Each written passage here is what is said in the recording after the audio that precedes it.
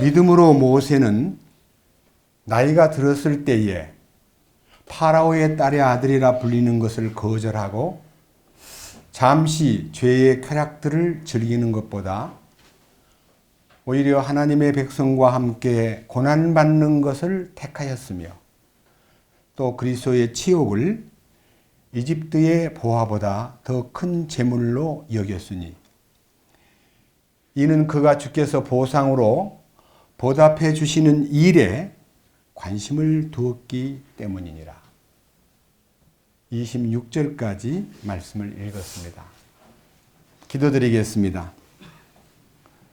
거룩하신 주님, 오늘 또 우리는 믿음의 조상 10번째 사람인 모세에 대해서 두 번째 상고할 시간을 갖게 되었습니다. 우리 주님께서 이 모세를 통하여 보여준 믿음의 본을 우리가 모세의 영에 의해서 기록된 하나님의 말씀이나 바울에 의해서 기록된 이 히브리서의 내용을 통해서 한 걸음 더 가까이 주 앞에 다가서고 주님이 우리를 위해서 마련한 영광스러운 하늘의 상속권과 참으로 간절히 주님을 찾고 구하는 자에게 보상해 주시는 분이심을 믿는 믿음을 갖고 우리가 죽도록 충성하는 길을 걷도록 인도해 주시옵소서. 이 시간도 비천한 자의 입을 통해서 주님을 선포할 때에 함께 말씀을 듣고 있는 모든 형제 자매들과 전국 세계 도처에서 함께 이 방송을 시청하는 사랑하는 형제와 자매들 속에 주님의 기름 부으심에 의해서 이 말씀이 공유되고 이 말씀 안에 있는 하나님의 뜻을 깨닫고 순종하며 충성할 수 있도록 이끌어 주시옵소서.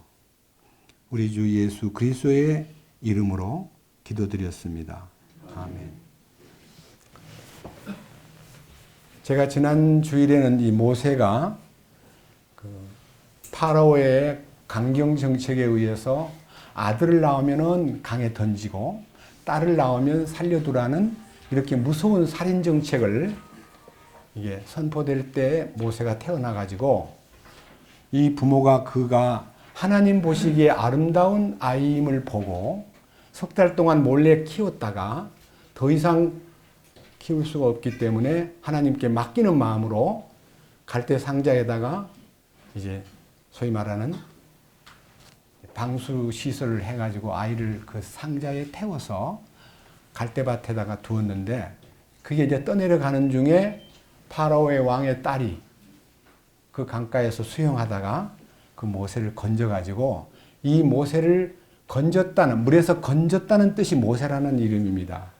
내가 이 아이를 건졌다는 뜻이 모세인데 이 아이가 이 파라오의 딸의 양아들로 들어가서 그 아들이 40세 될 때까지 파라오의 궁정에서 소위 말하는 왕가의 교육을 받았고 분명히 이 내용을 읽어보면요. 아하, 모세는 차기 왕의 세자로 책봉될 만큼 유능한 사람이었습니다. 그런 모세가 나이 40이 되었을 때에 민족을 구원해내기 위해서 자기가 히브리 민족이라는 것을 알기 때문에 그 민족을 향한 애정과 그들을 구해내겠다는 간절한 마음 때문에 이렇게 행동을 옮기면 아마 자기 동족들이 알아보고 자기를 영입해서 우리 함께 뭉쳐서 우리 민족을 해방시킵시다 라고 연합이 될 줄 알았더니 오히려 모세는 거절을 당하고 모세는 살인자로 왕정의 보고가 됨으로써 모세는 어쩔 수 없이 미디안으로 도망가는 운명이 되었습니다. 그런데 모세가 미디안에 들어가서 40년 동안 양을 몰고 거기에서 참으로 이 모든 꿈을 꾸었던 꿈이든지 자기의 그 젊은 패기든지 지혜든지 많은 사람들에게 돋보이는 많은 학문들이 그냥 양을 치면서 다 묻혀버리고 사실은 그 모세는 80이 될 때까지 들에서 양을 치는 사람으로 자기 일생을 이제 끝내고 말 것이다 라고 생각했는데 이제 80살이 되었을 때 하나님께서 모세를 불러서 이스라엘 민족을 구원하도록 이끄시는 과정이 다음 과정인데, 그 중간 과정에 속한 모세의 정신 속에 들어있는 믿음의 결단, 특별히 믿음으로 그가 24절을 보면요, 믿음으로 모세는 나이가 들었을 때에, 이게 이제 40살 때 얘기입니다. 파라오의 딸의 아들이라 불리는 것을 거절하고, 이 거절했다는 말은요, 자기를 키워준 공주를 이제 거절했다 그런 뜻이 아니고요, 자기가 마음속에서 내가 더 이상 이집트에서 이렇게 나를 돌봐주고 장래를 위해서 왕권을 준다는 그런 놀라운 어떤 인간적인 보장, 육신적인 보장을 마음속에서 거절하고, 여기 25절에 잠시 죄의 쾌락들을 즐기는 것보다 오히려 하나님의 백성과 함께 고난받는 것을 택하였으며, 그러니까요, 지금 노예가 돼서 고통받고 있는 그 민족에 대해서 자기가 더 비중을 두고 이제는 내가 이집트에서 빠져나와야 되겠다 하는 결정을 마음에서 내렸기 때문에 애굽에서 사는 호화로운 생활을 죄의 쾌락으로 여겼고, 백성들과 함께 고난받는 것을 택했다는 말은 죽을 각오를 했다는 뜻입니다. 오늘 주제는요, 26절의 말씀에 하나님이 우리를 향하신, 또 모세를 향하신 뜻이 우리에게도 연결되게 하기 위해서 26절을 주제로 해서, 또 그리스도의 치욕을 이집트의 보화보다 더 큰 재물로 여겼으니 이는 그가 주께서 보상으로 보답해 주시는 일에 관심을 두었기 때문이니라. 여기에 이제 하나님께서 보상으로 보답해 주시는 일에 대한 관심을 모세가 두었기 때문에 애굽의 모든 영광과 애굽의 모든 왕가에서 누리는 많은 이 소위 말하는 그 쾌락을 다 거절하고 그리스도의 치욕을 짊어지고 또 주님의 하나님의 백성과 함께 고난받는 것을 택했다는 것은 하나님께서 분명히 보상으로 보답해 주시는 분이시다 하는 것을 믿었다는 것입니다. 저는 오늘요, 하나님의 보상에 대한 얘기를 영적으로 얼마만큼 그게 범위가 넓고 축복이 큰가에 대해서 말씀을 드리고자 하는 간절한 마음이 있습니다. 앞으로 한 장 넘겨보세요. 히브리서 11장 6절에 이런 말씀이 있습니다. 6절. 그러나 믿음이 없이는 하나님을 기쁘게 하지 못하나니 그분께 가는 자는 반드시 그분께서 계시는 것과 또 그분께서 부지런히 자신을 찾는 자들에게 보상해 주시는 분이심을 믿어야 할지니라. 믿음의 알파는요, 믿음의 알파, 죄사함 받고 구원받는 게 믿음의 출발입니다.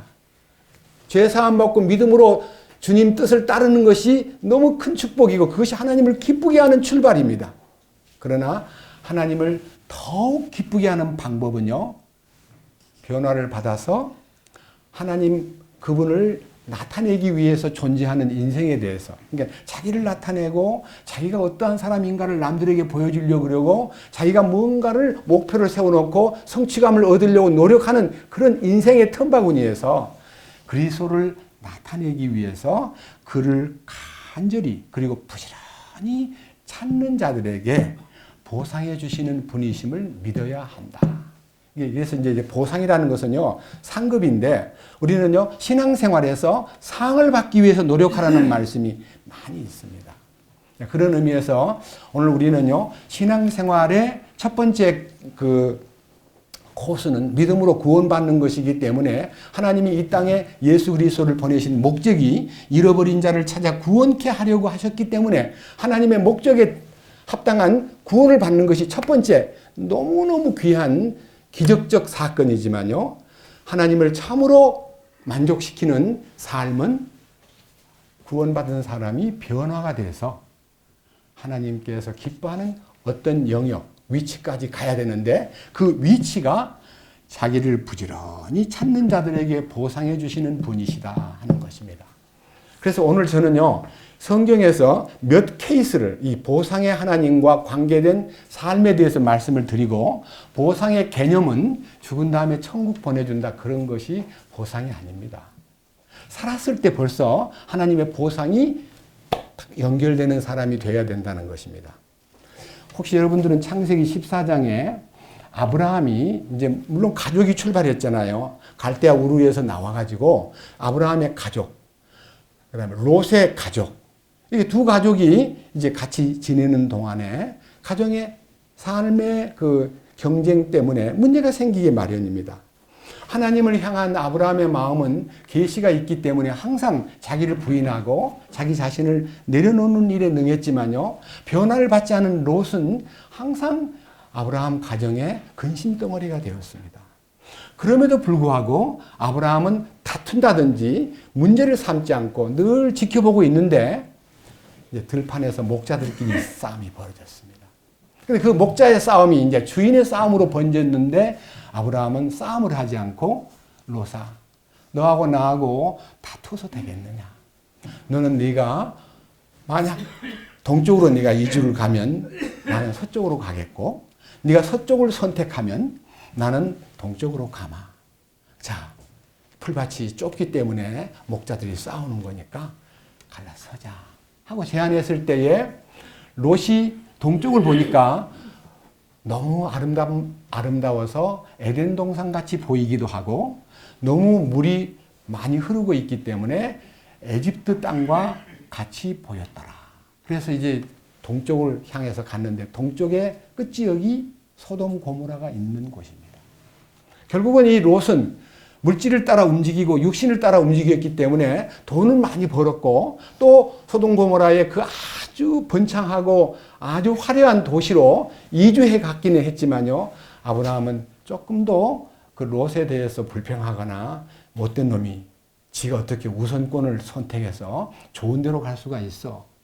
삼촌이 먼저 선택하시고 저를 어디로 가라고 명해 주십시오라고 말도 안 하고 지가 좋은 대로 그냥 선택해서 가버린 것에 대해서 불평하지 않았습니다.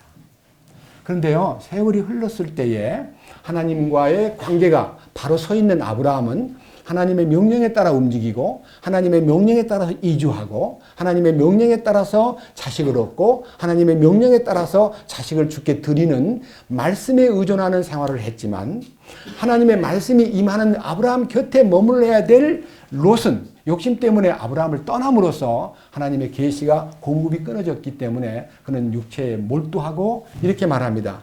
롯은 믿음으로 사는 의인이었지만 그가 날마다 보고 듣는 그 죄악된 환경에서 혼이 상처를 입고, 의로운 혼이 상처를 입고 항상 허우적거리고 산 모습이 있습니다. 그런데 어느 날 저 북쪽에 있는, 북방에 있는 그돌라오멜의 연합군대가 쳐들어와 가지고 그 롯이 살고 있는 소돔과 고모라 지역을 완전히 초토화시키고 사람들을 다 포로하고 재산을 다 노획해 가지고 이제 끌어갔다는 소식이 아브라함 귀에 들렸습니다. 성경을 보면요, 아브라함이 조카의 소식을 듣고 오라고 되어 있지 않고 형제 롯의 소식을 듣고 너무너무 마음이 아파가지고 그를 구출해야 될 책임을 느낀 나머지 그 밤에, 그날 소식을 듣고 하루를 넘기지 않고 그 밤에 자기 집에서 길리운 사병 318명과 에스골의 군대를 연합을 해가지고 쫓아 올라가서 결국은 그돌라오멜의 연합군대를 파괴하고 다 노획물을 빼앗고 포로돼 갔던 인민들을 다 빼앗아 가지고 돌아오는 승리를 얻은, 놀라운 참 하나님의 도우심으로 승리를 거둔 그런 위치에서 멜기세덱이라는 분이 살렘 왕께서, 그분이 이제 우리 히브리서 6장 보면 의의 왕, 평강의 왕, 살렘 왕께서 떡과 포도주를 갖다 주면서 우리 주님을 영접하는 그 축복된 승리자에게 하늘의 하나님께 영광을 돌리게 함으로써 아브라함은 그 승리의 전리품 10분의 1을 기쁨으로 멜기세덱에게 바쳤습니다. 그 자리에 딱 서 있던 소돔 왕이 아브라함이시여 참 고맙습니다. 아주 그렇게 도와주시고 우리에게 큰 은혜를 베푼 거 너무 잊을 수 없습니다. 그리고 지금 노획물 이거 다 아브라함께서 다 차지하시고 우리 인민들만 돌려주시면 제가 돌아가서 새로 시작하겠습니다. 아마 이 소돔 왕이 이 아브라함에게 모든 노획물을 다 취하시고 우리는 인민들만 데리고 나라로 돌아가겠습니다 하고 제안했을 때 아브라함이 부자 될 기회였습니다. 그런데 아브라함이 이렇게 얘기합니다. 소돔 왕이시여, 훗날 소돔 왕께서 아브라함이 저렇게 부자가 된 것은 나 때문이야. 내가 부자를 만들었어. 라고 소문을 낸다든지, 그럼으로써 나는 아브라함이 부자 된 것은 소돔 왕 때문이라는 말을 듣고 싶지도 않지만 나는 지금 여기 와 있는 노획물 중에 실끈앞을 하나도, 실오락이 하나도 취하지 않겠습니다. 이렇게 단호하게 거절했습니다. 그런데 그 거절한 아브라함이요, 우리가 볼 때 참 놀라운 결단이었습니다. 그래서 보상을 받는데 무슨 보상을 받았느냐? 하나님의 보상이 떨어졌습니다. 창세기 15장을 잠깐 보겠습니다. 창세기 15장. 구약 성경 16페이지입니다. 1절.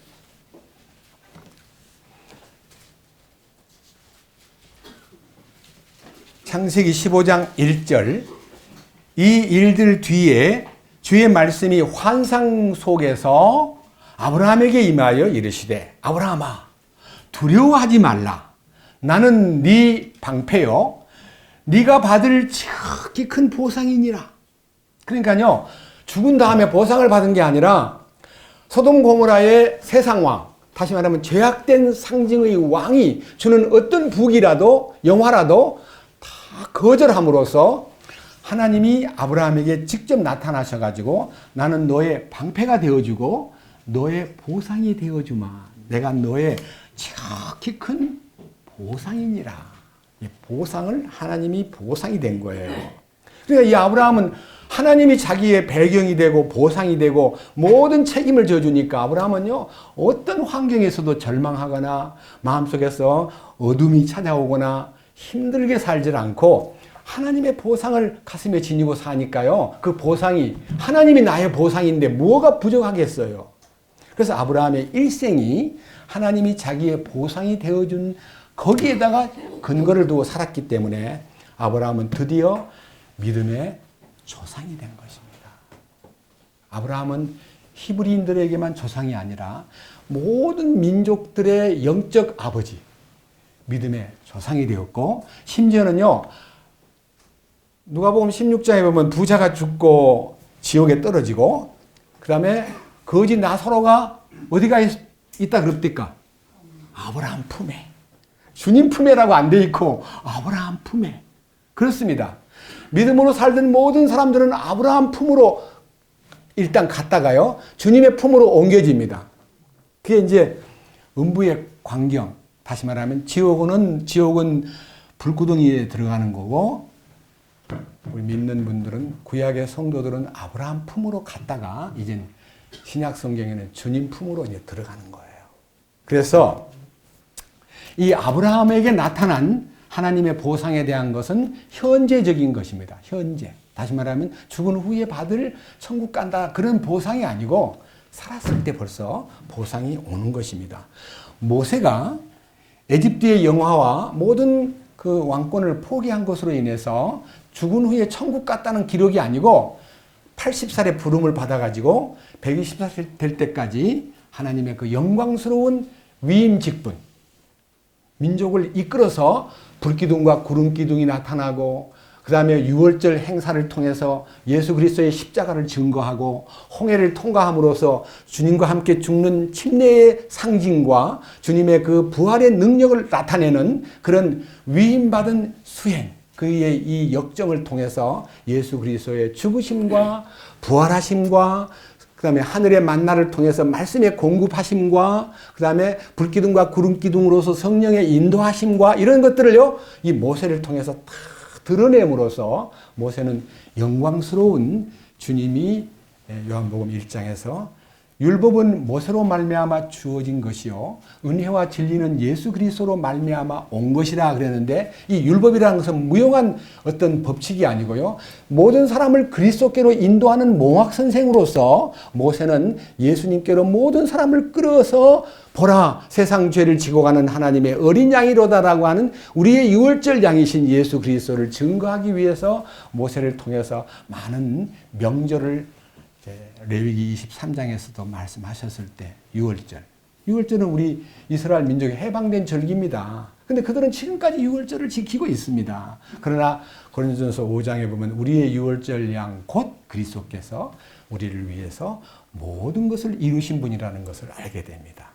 그리고 예수 그리스도의 그 유월절이 주님의 죽으심을 설명하는 대신에 무교절은요, 아무 흠이 없는 떡을 통해서 무교절, 누룩 없는 떡을 통해서 예수 그리스도로 인해서 우리의 모든 죄가 해결될 뿐 아니라 우리 안에 있는 근본적인 죄성까지도 제거하는 완벽한, 피로서 죄들만 씻는 게 아니라 우리의 이 혼생명까지도 깨끗게 하는 놀랍고도 완전한 변화를 주는 그 역사를 무교절을 통해서 보여주었고, 그 다음에 초실절을 통해서 예수 그리스도의 부활이 그리스도가 잠자는 자들의 첫 열매가 되심에 대해서 눈을 뜨게 해주셨고, 오순절 성령에 의해서 내가 너희를 위해서 보내실 보혜사가 오시면 모든 것을 알려주실 것이요 성령이 임하시면 너희가 권능을 받고 예루살렘과 온 유대와 사마리아와 땅끝까지 이르러 내 증인이 되리라고 하신 약속대로 성령이 오신 지 2000년이 되었는데,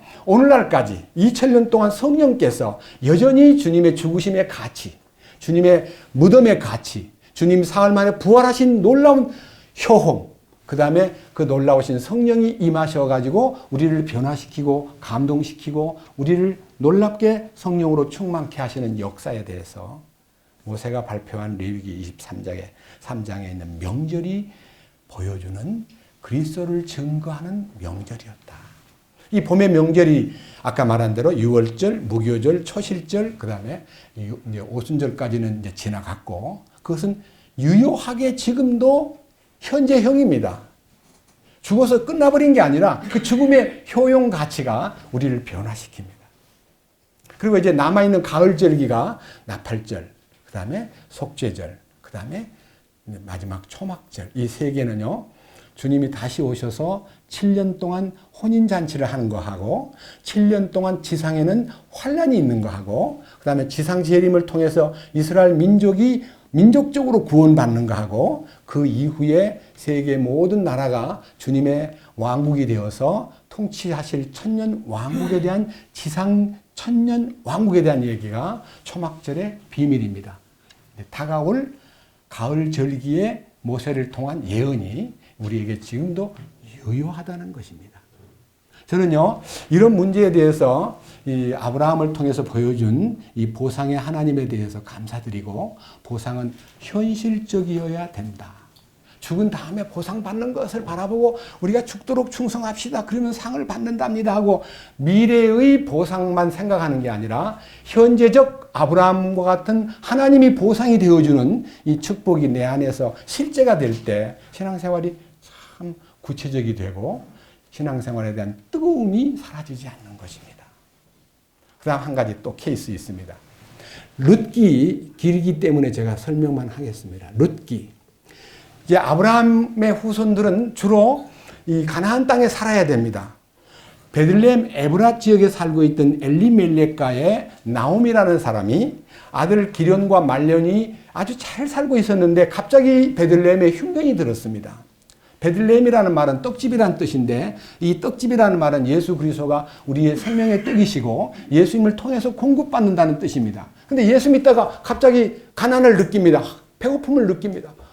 어떡하지? 하고 기다리면 되는데 도망을 가서 모압으로 이사를 가버렸습니다. 이 엘리멜렉의 가정이 이 기근을 피하여 베들레헴을 떠나서 모압이라는 남쪽 지역으로 이사를 가는 바람에요, 딴 사람들은 돈이 있는 사람이니까 저렇게 이주를 하는가 보다라고 쳐다보았지만요, 그들은 끝까지 그 베들레헴에 머물러야 됩니다. 불행하게도 이제 멀리 베들레헴을 버리고 이제 모압으로 갔는데 10년 사이에 엘리멜렉이 죽었습니다. 10년 사이에. 그리고 결혼을 해서 그쪽에 가서 결혼까지 했는데 아들 말년과 기론 두 사람이 또 거기서 죽었습니다. 그 집 보면 누만 나왔냐면 나오미라는 엘리멜렉의 부인하고 이 모압 땅에서 얻은 오르바라는 여자하고 룻이라는 이 두 며느리가 아이도 낳지 못한 채, 그러니까 아기도 후사도 없이 그냥 죽었어요. 그러니까 세 과부만 남았습니다. 굉장히 슬픈 가정이 되어버렸습니다. 그런데 소식을 들으니까 이제 베들레헴이 회복이 되고 축복이 다시 부어지고 있다는 소식을 들은 나머지 이 나오미라는 여자는 고향 땅으로 가야 돼. 베들레헴으로 난 돌아가야 돼. 그게 이제 회개입니다. 주님의 품으로 들어가는 겁니다. 그 떠나기 전에 너무너무 안타까워서 두 며느리를 앉혀놓고 얘들아 너희들은 너무 젊고 나를 따라서 내가 고향으로 가는데 너희들 데려가기가 참 민망하고 너희들이 얼마나 젊기 때문에 새로 출발할 수가 있거든.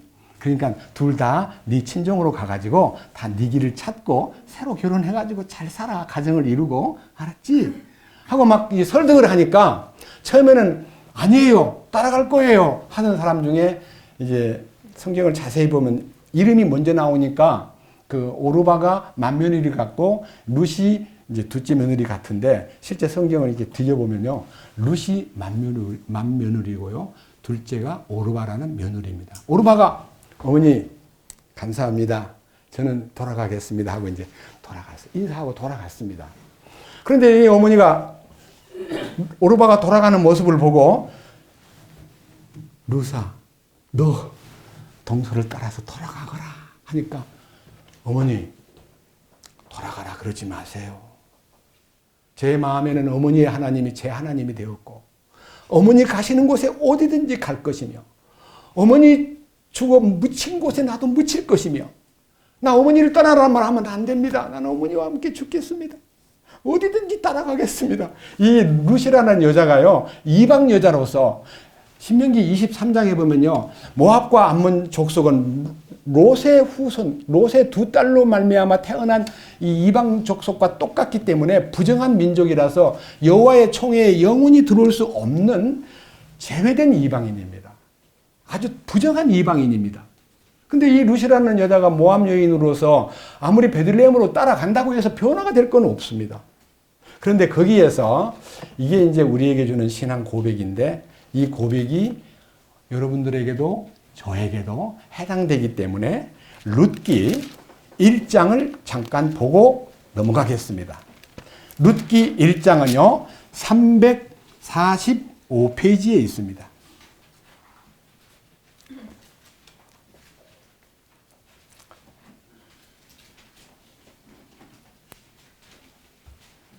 룻기 1장 14절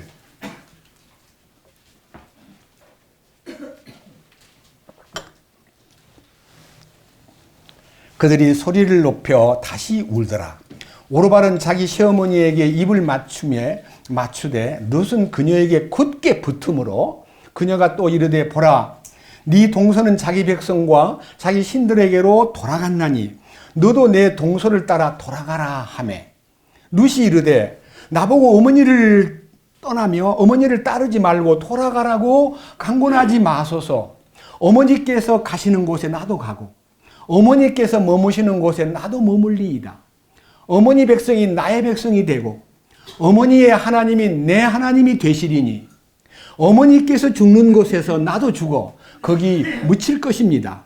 만일 죽는 일 외에 어떤 다른 것이 나와 어머니 사이를 갈라놓으면 주께서 내게 벌을 내리시고 더 내리시기를 원하나이다 하매 그녀가 자기와 함께 가기로 굳게 결심함을 보고 나오미가 그녀에게 말하기를 그치니라. 그러니까 이 룻이요 너무 강하게 소위 말하는 도전해 오고 그냥 시어머니를 딱 달라붙으니까요 시어머니가 딸처럼 생각하면서 이렇게 고향으로 돌아옵니다.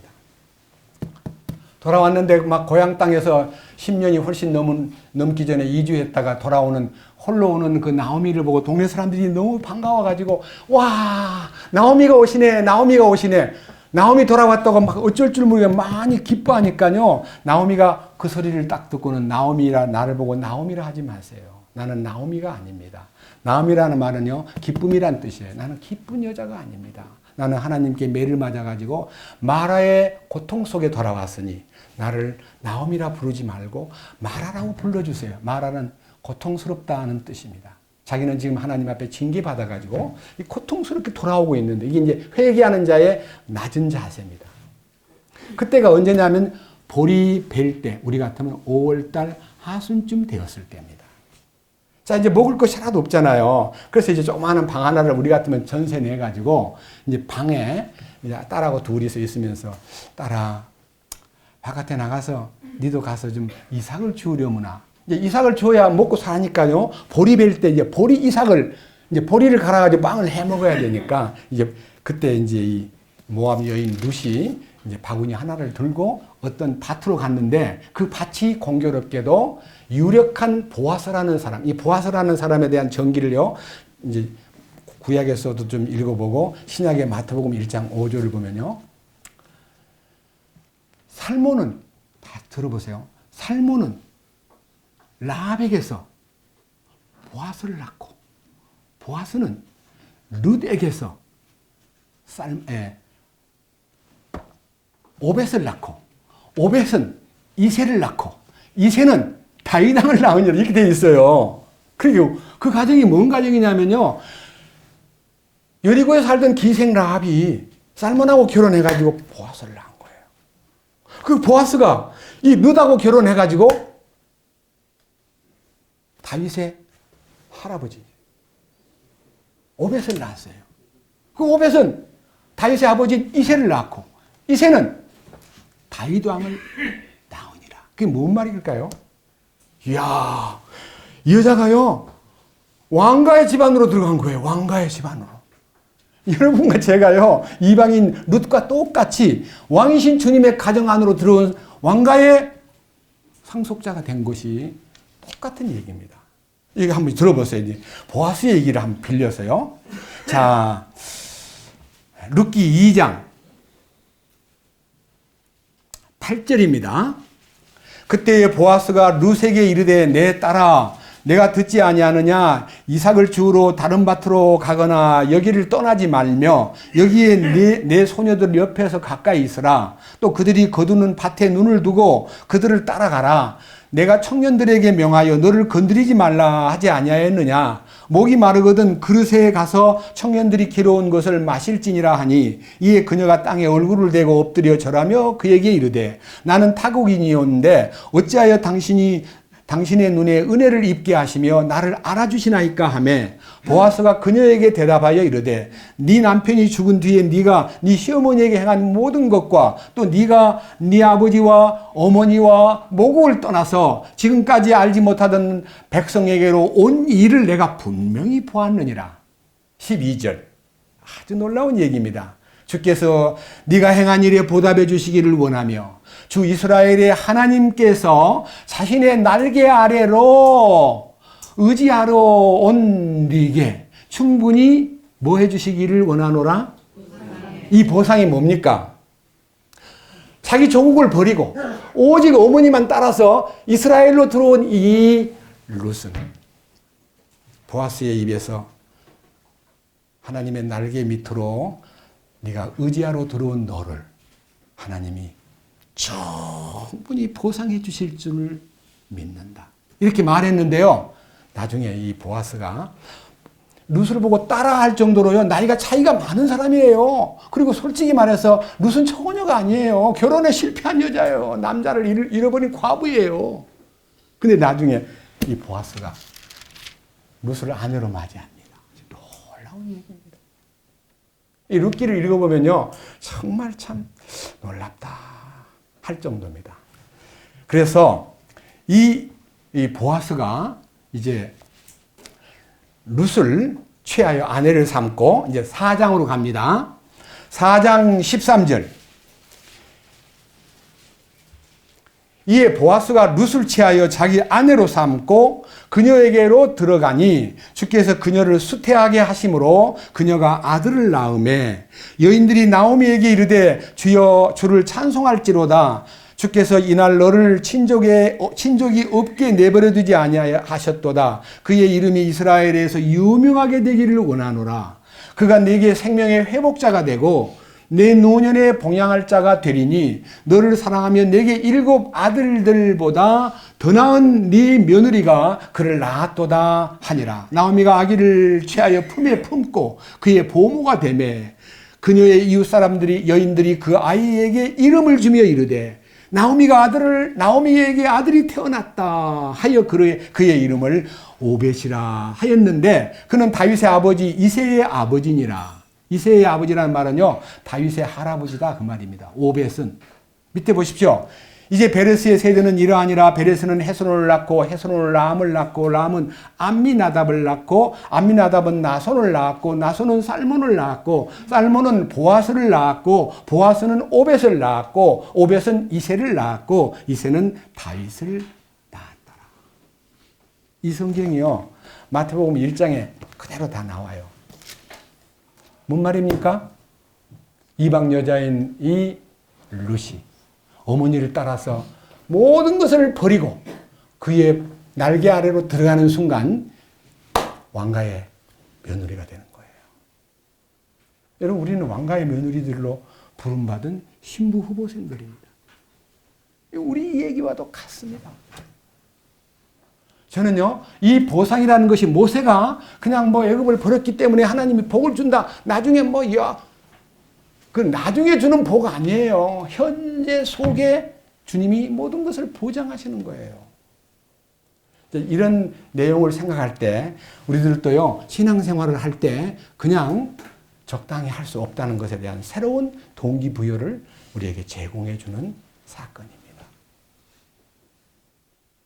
이제 성경에서 이런 문제를 놓고 잠언 13장 하나 보겠습니다. 잠언 13장은요, 구약 성경 198페이지에 있습니다. 798페이지에 있습니다.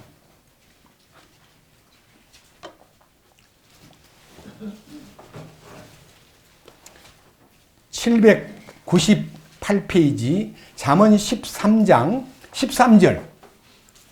잠언은 이제 하나씩 떨어져 있는 격언이기 때문에 이게 상당히 그 연속성이 좀 없어가지고 외우기가 사실 쉽지 않습니다.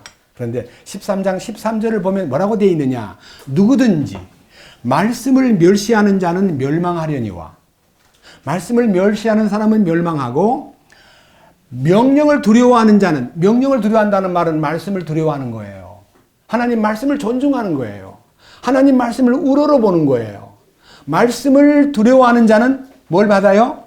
보상을 받는다. 이 보상이라는 것이 현재형이다 이거예요. 죽은 다음에 천국 간다 그런 얘기가 아니고, 저는 이렇게 현재적인 보상에 대해서 주님 앞에 제시를 하고, 그 다음에 이제 우리가 물론 미래에 죽은 후에도 보상이 따르지만요, 이 보상이 어디에다 근거를 둔 거냐 하는 것에 대한 성경의 마지막 총론, 모든 것을 다 결론을 내리는 요한계시록 22장 12절에 우리들이 해당되기 때문에 이 부분을 놓고 오늘 이제 결론을 내리겠습니다. 요한계시록 22장 12절.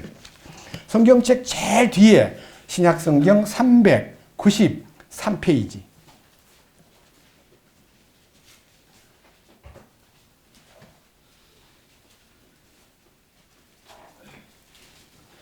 요한계시록 22장 12절.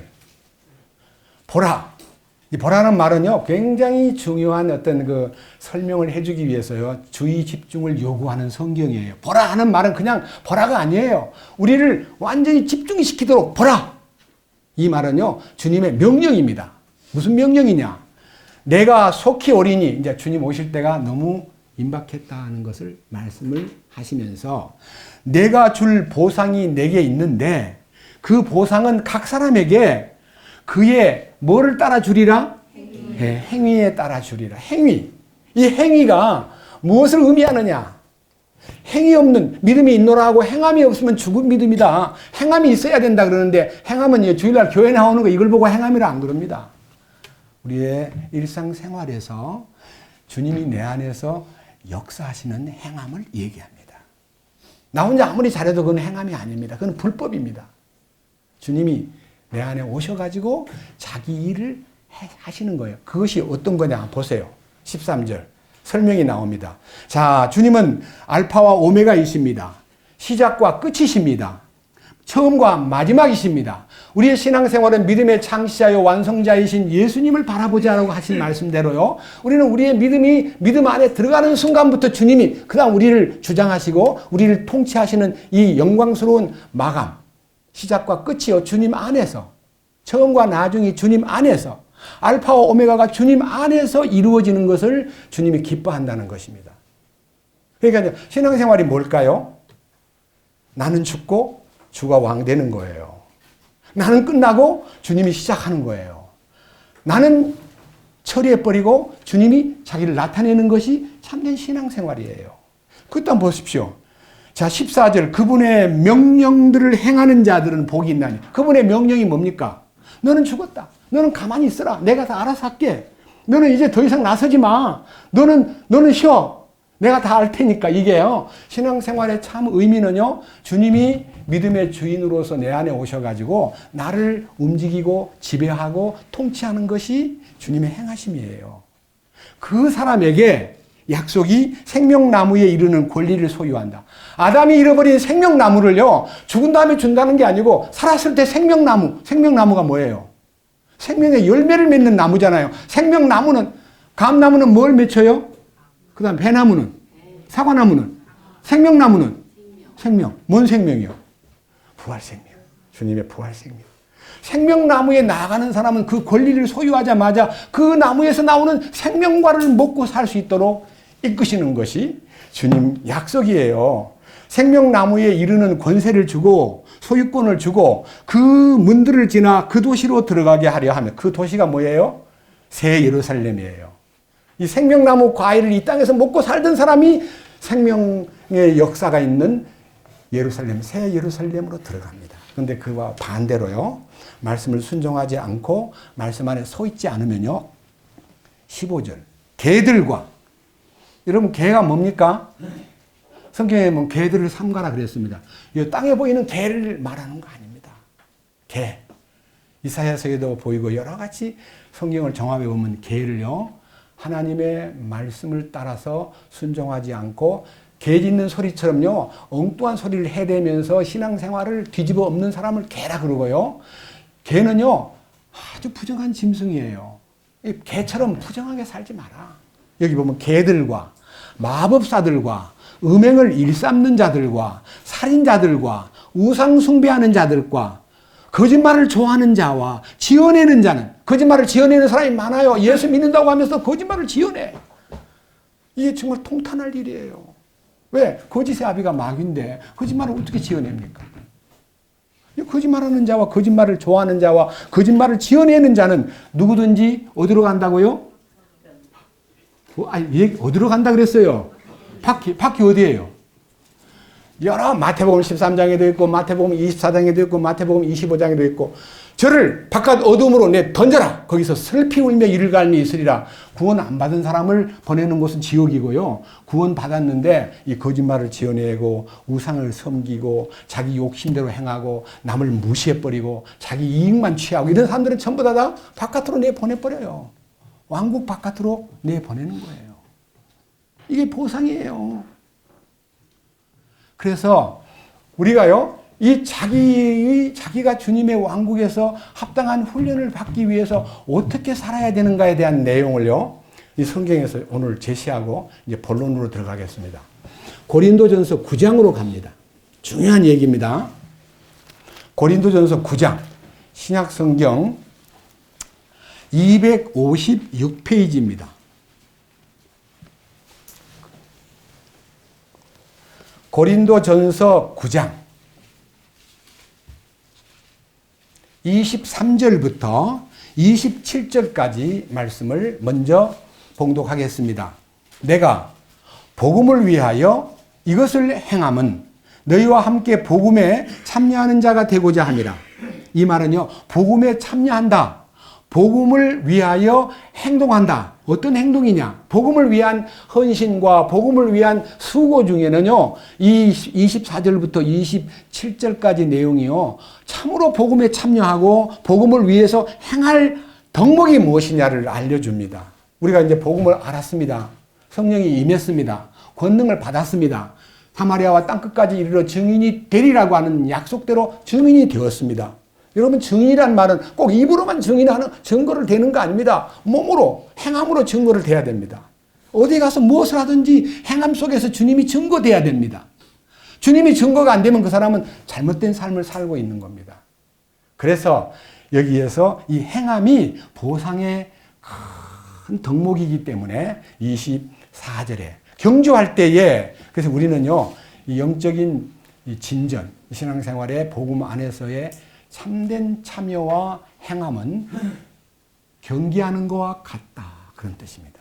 경주하는 자가, 달리는 자들이 달릴지라도 한 사람이 상을 받는 줄 너희가 알지 못하느냐. 너희도 상을 받도록 이와 같이 달리라. 상 받는 것은 달리는 겁니다. 신앙생활은 달리는 생활입니다. 달리는 게 뭘까요? 달리는 것은 주님의 행하심 안에 들어가야 달리는 것이 되는 거지, 나 혼자 달려봐야 허사입니다. 자, 보세요. 25절. 이기려고 애쓰는 자마다 모든 일에 절제하나니 이제 그들은 썩을 관을 얻고자 그 일을 하되 우리는 썩지 아니할 관을 얻고자 하느니라.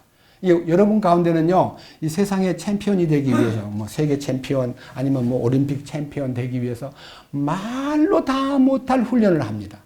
저는요, 훈련 받는 거 몇 군데 가서 봤는데요, 진짜 자기를 이기려고 하는 훈련이 강한 훈련입니다. 먹는 것도 절제해야 되고요, 잠자는 것도 절제해야 되고요, 친구 만나는 것도 절제해야 되고요, 노는 것도 절제해야 되고, 절제를 얼마나 시키는지 모릅니다. 통제, 절제란 말은 좀 더 강한 용어로 통제 안에 있게 합니다. 모든 선수들이 통제 안에 있게 합니다.